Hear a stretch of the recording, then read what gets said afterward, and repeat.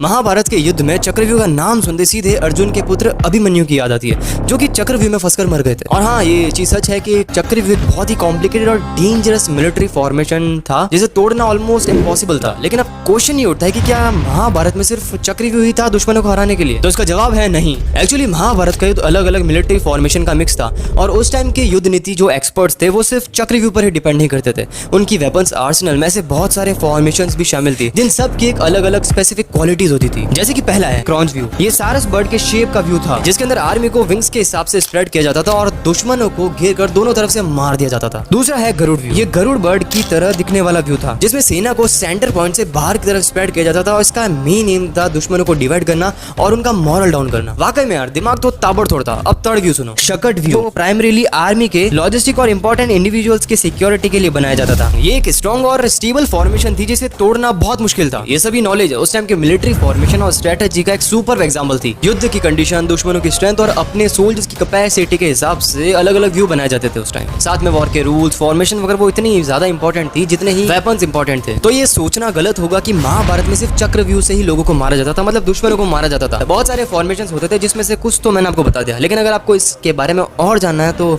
Comment करो चक्र view.